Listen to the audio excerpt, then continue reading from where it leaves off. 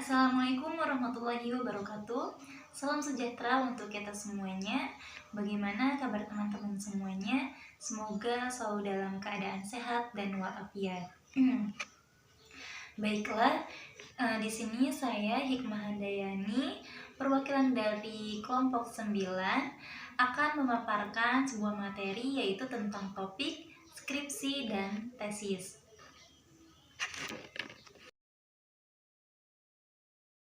Dalam menulis sebuah karya ilmiah, tentunya kita harus mempunyai pembahasan ya dalam membuat karya ilmiah tersebut. Khususnya kita harus menemukan atau membuat topik tersebut. Nah, apa sih topik itu? Topik adalah kalimat yang paling terpenting dalam sebuah paragraf karena merupakan ide utama dalam paragraf tersebut.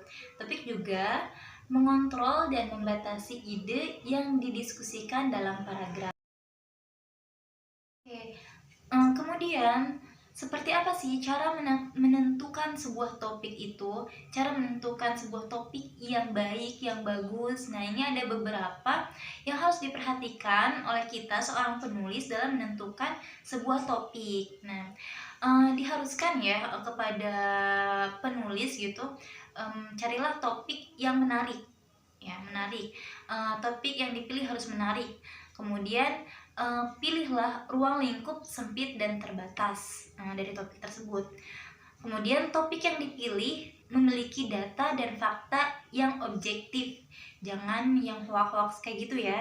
Jadi harus memiliki data sama faktanya itu memang benar-benar benar gitu. Kemudian, topik yang dipilih harus kita ketahui prinsip-prinsip ilmiahnya. Dan yang terakhir, topik yang dipilih memiliki sumber acuan. Oke, setelah dari topik, kita beralih ke skripsi. Skripsi itu kan suatu karya ilmiah ya. Nah, lebih jelasnya kita definisikan, skripsi itu adalah suatu karya untuk menghasilkan ilmu pengetahuan atau sesuatu yang dapat dipertanggungjawabkan secara ilmiah dan dikerjakan menurut aturan dan tata cara tertentu. Tujuan skripsi secara umum untuk mengembangkan ilmu dari berbagai pengetahuan yang telah dipelajari selama di bangku perkuliahan. Nah, jadi itu ya skripsi, pengertian dari skripsi. Kemudian ada karakteristik skripsi. Karakteristik skripsi ini pertama merupakan karya ilmiah sehingga diperlukan metode ilmiah dalam penelitiannya. Yang kedua, laporannya tertulis dari hasil penelitian mahasiswa. Terdapat salah satu aspek kehidupan masyarakat maupun makhluk hidup. Yang ketiga, hasil penelitian dikaji berdasarkan fenomena yang terdapat di masyarakat dan relevan dengan penelitian-penelitian yang dilaksanakan sebelumnya.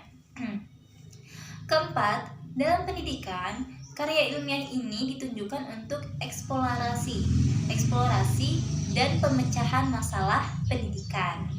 Yang kelima, dalam bidang non-pendidikan, karya ilmiah ini ditunjukkan untuk pemecahan masalah keilmuan yang sesuai dengan bidang program studi mahasiswa. Yang keenam, ditulis dalam bahasa Indonesia yang baik dan benar berdasarkan hasil penelitian dan observasi lapangannya. Oke, kemudian kita lanjut ke jenis-jenis skripsi. Jadi karya ilmiah ini, skripsi ini dapat diklasifikasikan menjadi 4 jenis ya. Yang pertama, berdasarkan metodenya. Kemudian yang kedua, hasil kajian pustaka. Yang ketiga, hasil kajian lapangan. Dan yang keempat, berdasarkan hasil pengembangannya. Nah, yang pertama, berdasarkan hasil metode penelitian, ini terbagi menjadi 2, yaitu penelitian kuantitatif. Penelitian kuantitatif itu apa sih? Jadi penelitian kuantitatif itu yaitu skripsi yang metode pengambilan datanya dan penelitian itu menggunakan kuesioner. ya, kuesioner atau survei yang disebarkan pada subjek penelitian tersebut. Yang kedua, penelitian kualitatif. Apa sih penelitian kualitatif itu? Oke, penelitian kualitatif itu yaitu skripsi yang metode pengambilan data dan penulisannya menggunakan metode wawancara dan observasi lapangan secara mendalam. Jadi beda ya antara penelitian kuantitatif dan penelitian kualitatif. Penelitian kuantitatif itu caranya menggunakan kuesioner ya atau survei yang disebarkan pada subjek penelitian tersebut. Kalau yang kualitatif itu memakai metode wawancara dan observasi ke lapangannya langsung. Kita lanjut ke unsur-unsur skripsi. Nah, skripsi ini dibagi menjadi 3 unsur utama. Yang pertama, bagian awal skripsi. Yang kedua, bagian inti skripsi. Dan yang terakhir itu bagian akhir skripsi. Baiklah, yang akan kita bahas pertama yaitu pada bagian awal skripsi. Ada apa saja sih di bagian awal skripsi itu? Yang pertama, ada sampul luar.